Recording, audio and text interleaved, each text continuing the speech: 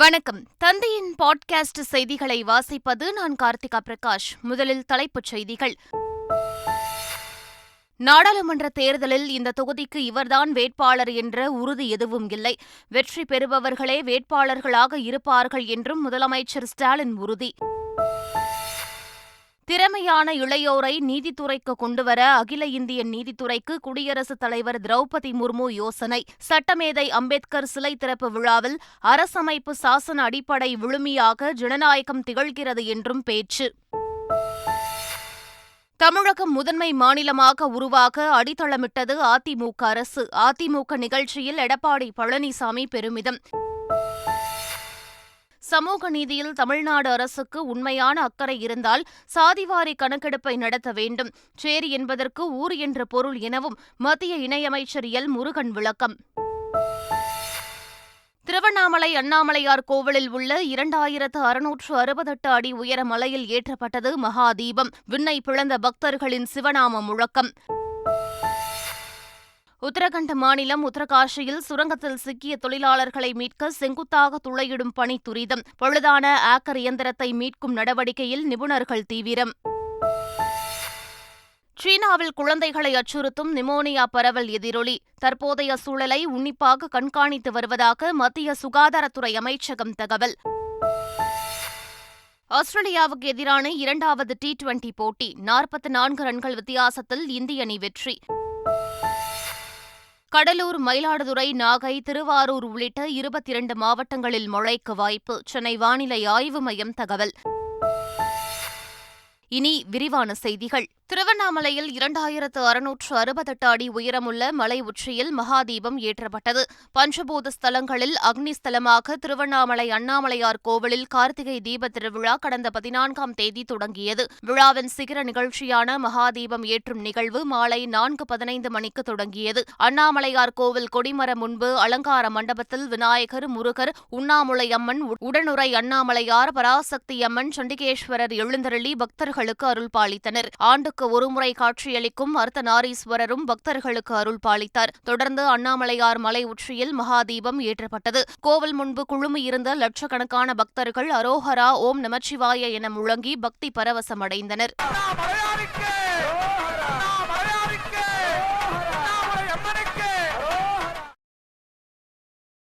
கார்த்திகை தீபத் திருவிழாவை ஒட்டி மலைக்கோட்டை உச்சிப்பிள்ளையார் கோவில், பழனி முருகன் கோவில், திருப்பரங்குன்றம் முருகன் கோவில், நெல்லையப்பர் காந்திமதி அம்பாள் திருக்கோவில் உள்ளிட்ட ஆலயங்களில் மகாதீபம் ஏற்றப்பட்டது. திருச்செந்தூர் சுப்பிரமணிய சுவாமி கோவில், வடபழனி முருகன் கோவில் உள்ளிட்ட பல்வேறு ஆலயங்களில் சொக்கப்பனை கொளுத்தப்பட்டது. நாடாளுமன்ற தேர்தலில் இந்த தொகுதிக்கு இவர்தான் வேட்பாளர் என்ற உறுதி எதுவும் இல்லை என்றும் வெற்றி பெறுபவர்களே வேட்பாளர்களாக இருப்பார்கள் என்றும் முதலமைச்சர் ஸ்டாலின் கூறினார். திமுக மாவட்ட செயலாளர்கள் ஆலோசனைக் கூட்டம் சென்னை தியாகராய நகரில் திமுக தலைவரும் முதலமைச்சருமான ஸ்டாலின் தலைமையில் நடைபெற்றது. இந்த கூட்டத்தில் பேசிய முதலமைச்சர் ஸ்டாலின், தமிழ்நாட்டில் இளைஞர்களையும் புதிய வாக்காளர்களையும் ஈர்க்கும் எஃகு கோட்டையாக திமுக திகழ்கிறது என்பதை சேலம் இளைஞர் மாநாட்டின் மூலம் நிரூபித்து காட்ட வேண்டும் என்று கூறினார். நாடாளுமன்ற தேர்தலில் இந்த தொகுதிக்கு இவர்தான் வேட்பாளர் என்ற உறுதி ஏதும் இல்லை என்றும் வெற்றி பெற வாய்ப்புள்ளவர்களே வேட்பாளர்களாக இருப்பார்கள் என்றும் அவர் கூறினார். நீட் தேர்வுக்கு விலக்கு பெறுவதே பிரதான இலக்கு என்று அமைச்சர் உதயநிதி ஸ்டாலின் தெரிவித்துள்ளார். சமூக சமத்துவ மருத்துவர்கள் சங்கத்தின் 4வது மாநில மாநாடு சென்னை கலைவாணர் அரங்கில் நடைபெற்றது. விழாவில் பேசிய அமைச்சர் உதயநிதி, நீட் தேர்வுக்கு எதிராக தொடங்கப்பட்டுள்ள மாபெரும் கையெழுத்து இயக்கத்திற்கு இதுவரை 39 லட்சத்திற்கும் அதிகமான கையெழுத்துகள் பெறப்பட்டுள்ளதாக கூறினார். இன்னும் 15 நாட்களில் 50 லட்சம் இலக்கை எட்டி விடுவோம் என்றும் தெரிவித்த அமைச்சர் உதயநிதி, நீட் தேர்வுக்கு விலக்கு பெறுவதே பிரதான இலக்கு என்று திட்டவட்டமாக கூறினார்.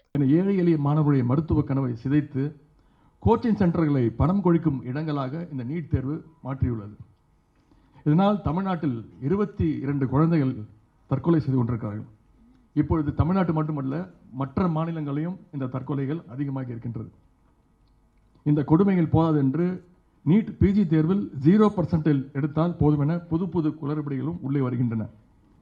நுழைவுத் தேர்வு என்பதே யாரெல்லாம் நுழையக்கூடாது என்பதற்கான தேர்வுதான் என்பதில் நாம் தெளிவாக இருப்பதால் தான் தொடர்ந்து நீட் தேர்வுக்கு எதிரான போராட்டத்தை முன்னெடுத்து வருகின்றோம்.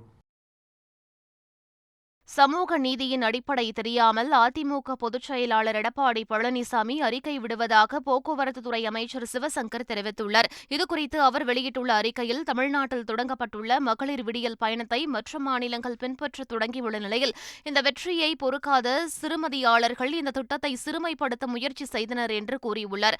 விடியல் பயணம் மூலமாக சராசரியாக ஒவ்வொரு மகளிருக்கும் 88 ரூபாய் பேருந்து செலவு மிச்சமாகியுள்ளது ஆய்வின் மூலம் தெரியவந்துள்ளது என்று குறிப்பிட்டுள்ள அவர், அடுத்த கட்டமாக சமூகத்தின் எந்த அடுக்கை சேர்ந்தவர்கள் அதிகம் பயன்பெறுகிறார்கள் என்ற ஆய்வு நடைபெற்று வருகிறது என்றும் குறிப்பிட்டுள்ளார். சமூக நீதியில் தமிழ்நாடு அரசுக்கு உண்மையான அக்கறை இருந்தால் சாதிவாரி கணக்கெடுப்பை நடத்த வேண்டும் என்று மத்திய இணையமைச்சர் எல் முருகன் கூறினார். சென்னையில் செய்தியாளர்களை சந்தித்த அவர், சமூக நீதியின் ஒட்டுமொத்த காவலர் என திமுக பொய் நாடகம் போடுவதாகவும் தெரிவித்தார். நாங்கள் தான் சமூக நீதியினுடைய காவலர்கள், நீங்கள் நாளைக்கு எதுக்கு விபி சிங்க்கு சிலை திறக்கிறார்கள், நாங்கள் தான் சமூக நீதிக்கு ஒட்டுமொத்த கார்டியன் என்றதை வெளி உலகத்திற்கு காட்டணும் அப்படின்றதுக்காக தான் இந்த ஒரு பொய்யான நாடகத்தை போடுகிறார்கள்.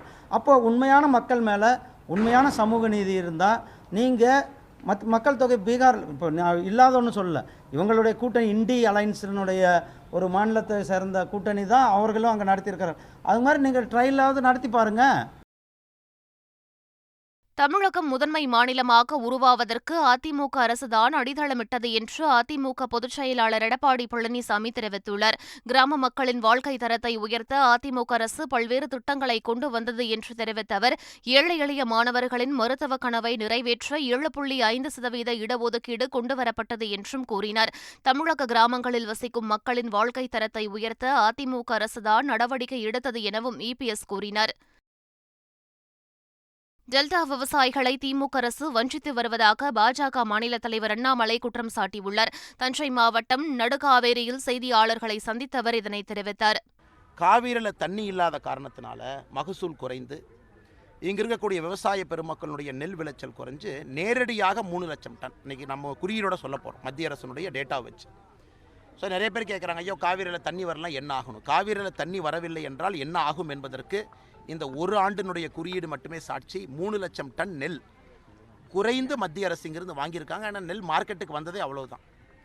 அதனால் இந்த பகுதியை பொறுத்தவரை நாங்கள் உறுதியாக இருக்கின்றோம், மீத்தேன் வரக்கூடாது, நிலக்கரி வரக்கூடாது, எல்லாத்துக்குமே மத்திய அரசு விவசாய பெருமக்களோடு துணை இருக்கிறோம். ஆனால் மாநில அரசு டெல்டா பகுதியில் இருக்கக்கூடிய விவசாய பெருமக்களை வஞ்சிக்கிறாங்க.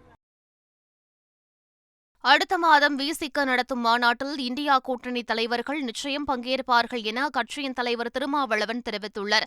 சென்னை அசோக் நகரில் உள்ள விசிக தலைமை அலுவலகத்தில் விடுதலை புலிகள் இயக்க தலைவர் பிரபாகரனின் பிறந்தநாள் விழா கொண்டாடப்பட்டது. அப்போது விசிக தலைவர் திருமாவளவன் கேக் வெட்டி கட்சி தொண்டர்களுக்கு வழங்கினார். இதன் பின்னர் செய்தியாளர்களுக்கு பேட்டியளித்த திருமாவளவன், காங்கிரஸ் பக்கம் பொதுமக்கள் அணி திரள்கிறார்கள் என்றார். வேளாண் விளைபொருட்களுக்கு குறைந்தபட்ச ஆதரவு விலையை நிர்ணயிக்க மத்திய அரசு சட்டம் இயற்ற வேண்டும் என்று மதுரையில் நடைபெற்ற விவசாயிகள் சங்க கூட்டத்தில் வலியுறுத்தப்பட்டது.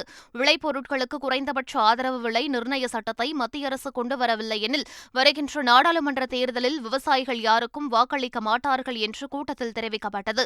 நாடாளுமன்றத்தில் விவசாயிகளின் பிரச்சினை குறித்து பேசுவதற்காக ஒவ்வொரு மாநிலத்திலிருந்தும் விவசாயியை பிரதிநிதியாக சேர்க்க விவசாயிக்கு தனி ஒதுக்கீடு வழங்க வேண்டும் என்றும் கூட்டத்தில் வலியுறுத்தப்பட்டது. சென்னை கலைவாணர் அரங்கத்தில் சமூக சமத்துவத்திற்கான டாக்டர்கள் சங்கத்தின் மாநில மாநாடு மற்றும் கருத்தரங்கம் நடைபெற்றது. இந்த மாநாட்டில் தமிழ்நாடு முதலமைச்சர் ஸ்டாலினின் வாழ்த்துரை ஒளிபரப்பப்பட்டது. மாநாட்டை இந்திய கம்யூனிஸ்ட் கட்சியின் அகில இந்திய பொதுச் செயலாளர் டி. ராஜா மாநாட்டை தொடங்கி வைத்தார். இதில் விசிக தலைவர் திருமாவளவன் உள்ளிட்ட பலர் கலந்து கொண்டனர். மாநாட்டில் பேசிய டி. ராஜா, மத்திய அரசு மாநிலங்களின் உரிமையை பறிப்பதாக குற்றம் சாட்டினார்.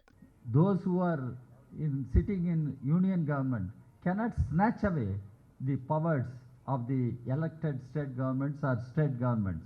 There, I agree with our Chief Minister who greeted your conference, and we also assure the Chief Minister that we all will stand together to protect the rights and interests of the state, and we will stand together and we will fight together.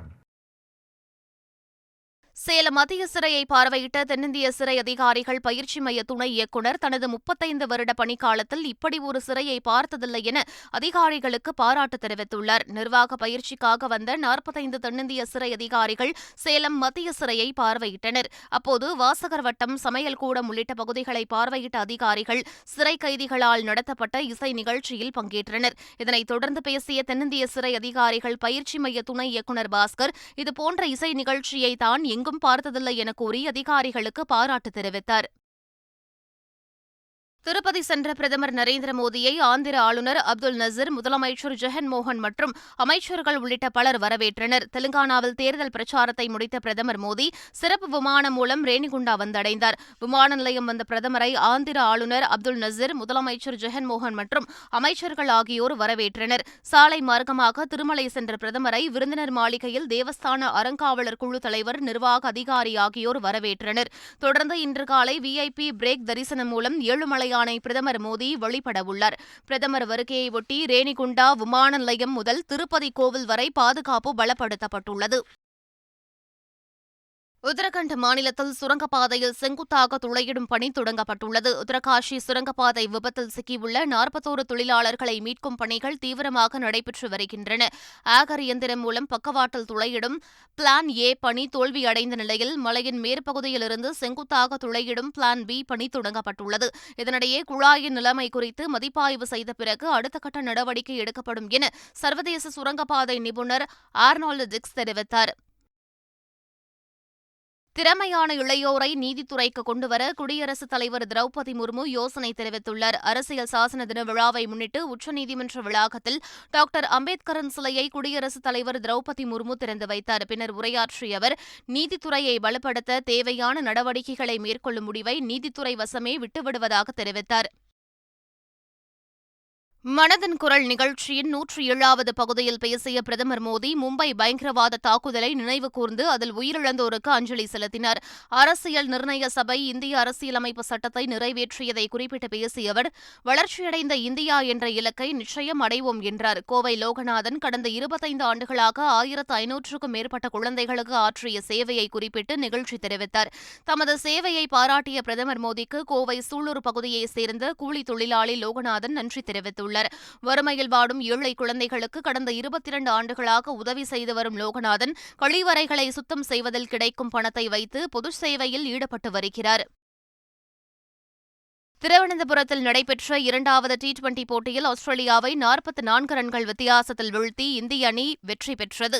முதலில் batting செய்த இந்திய அணி 20 over முடிவில் 4 விக்கெட்டுகளை இழந்து 235 ரன்களை குவித்தது. ருத்துராஜ் 58 ரன்களையும், ஜெய்ஸ்வால் 53 ரன்களையும், இஷன் கிஷன் 52 ரன்களை எடுத்தனர். ரிங்கு சிங் 9 பந்துகளில் 31 ரன்களை குவித்து அசத்தினார். பின்னர் பேட்டிங் செய்த ஆஸ்திரேலிய அணி 20 ஓவர் முடிவில் 9 விக்கெட்டுகளை இழந்து 191 ரன்கள் மட்டுமே எடுத்தது. இதன் மூலம் 44 ரன்கள் வித்தியாசத்தில் இந்தியா வெற்றி பெற்றது. பிரசித் கிருஷ்ணா மற்றும் ரவி பிஸ்னோய் தலா 3 விக்கெட்டுகளை வீழ்த்தினர். சென்னை மற்றும் அதன் சுற்றுவட்டார பகுதிகளில் பரவலாக கனமழை பெய்ததால் இயல்பு வாழ்க்கை பாதிக்கப்பட்டது. அதேபோல் திருவள்ளூர், காஞ்சிபுரம், செங்கல்பட்டு மாவட்டங்களில் பல்வேறு பகுதிகளில் கனமழை கொட்டி தீர்த்தது. மேலும் தென் தமிழகம் மற்றும் மேற்கு தொடர்ச்சி மலைப்பகுதிகளில் கனமழை பெய்ததால் விவசாயிகள் மகிழ்ச்சியடைந்தனர். தமிழ்நாட்டில் டிசம்பர் 2ஆம் தேதி வரை மழைக்கு வாய்ப்பிருப்பதாக சென்னை வானிலை ஆய்வு மையம் தகவல் தெரிவித்துள்ளது. தெற்கு அந்தமான் கடல் மற்றும் அதனை ஒட்டியுள்ள தென்கிழக்கு வங்கக்கடல் பகுதிகளில் இன்று காற்றழுத்த தாழ்வுப் பகுதி உருவாகக்கூடும் என தெரிவித்துள்ள சென்னை வானிலை ஆய்வு மையம், இது வடமேற்கு திசையில் நகர்ந்து தென்கிழக்கு வங்கக்கடல் பகுதிகளில் வருகின்ற 29ஆம் தேதி காற்றழுத்த தாழ்வு மண்டலமாக வலுப்பெறக்கூடும் என தெரிவித்துள்ளது. கிழக்கு திசை காற்றின் வேக மாறுபாடு காரணமாக கடலோர தமிழகத்தின் அநேக இடங்களிலும், புதுச்சேரி மற்றும் காரைக்கால் பகுதிகளிலும் மிதமான மழை வாய்ப்பிருப்பதாகவும், கடலூர், மயிலாடுதுறை, நாகை, திருவாரூர், தஞ்சை, புதுக்கோட்டை, ராமநாதபுரம் உள்ளிட்ட 22 மாவட்டங்களில் மழை பெய்யும் எனவும் தெரிவிக்கப்பட்டுள்ளது. மீண்டும் தலைப்புச் செய்திகள். நாடாளுமன்ற தேர்தலில் இந்த தொகுதிக்கு இவர்தான் வேட்பாளர் என்ற உறுதி எதுவும் இல்லை. வெற்றி பெறுபவர்களே வேட்பாளர்களாக இருப்பார்கள் என்றும் முதலமைச்சர் ஸ்டாலின் உறுதி. திறமையான இளையோரை நீதித்துறைக்கு கொண்டுவர அகில இந்திய நீதித்துறைக்கு குடியரசுத் தலைவர் திரௌபதி முர்மு யோசனை. சட்டமேதை அம்பேத்கர் சிலை திறப்பு விழாவில் அரசமைப்பு சாசன அடிப்படை விழுமியாக ஜனநாயகம் திகழ்கிறது என்றும் பேச்சு.